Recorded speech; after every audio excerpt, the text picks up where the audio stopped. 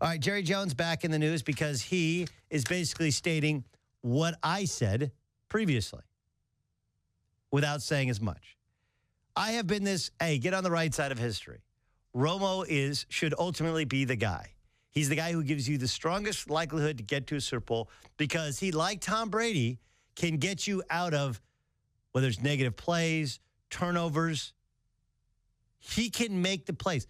Dak Prescott, when you're running the football well, when you're not turning it over, when you're not behind the chains, Dak Prescott's been very, very good. But they couldn't run the ball in the second half, and they had terrible field position in the second half. Things weren't going great. He's not able to pull them out of that. He's just not.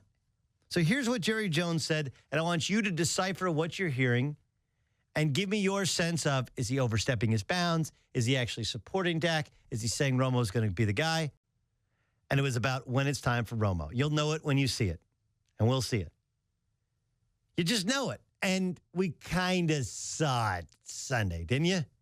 You're like, oh, Dak's kind of struggling. That's not really working. He didn't say only injury. He said you'll know it when you see it.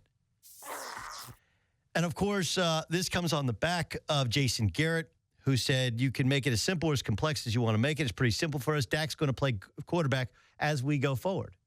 I'm fascinated by this because I feel like we get caught up in the emotion. We get caught up in the final record. This is a little bit like baseball, in which it's always been a struggle with final record guy, win-loss guy, when it's more about ERA, it's more about whip and WAR than it is about RBI. Oh, he's 11-2. Like, Vince Young was awesome his rookie year. And I think Dak is better than Vince Young.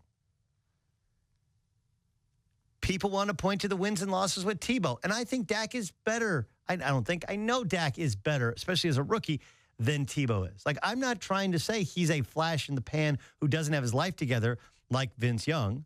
I'm not saying he's a running quarterback who needs a defense and a kicking game and all this other stuff to then somehow pull out a win at the end of games against non-playoff teams like Tebow. I think he's a good quarterback, and he's well ahead of the curve as a rookie. But, dude, he's got the best line, the best running game, a star wide receiver, star tight end, a really good third-down wide receiver in Cole Beasley, and a pretty good defense. And they've been playing ahead of the chains most of the year. Like, a lot of guys in the league will be that good. What do you do when things go bad? Can you pull a team out of a death spiral? Right? It's like an airplane. You ever flown an airplane before? You guys ever been up front for an airplane? Kluger? Ever? Ever been in like a private plane somebody's plane before? D-Cell, you?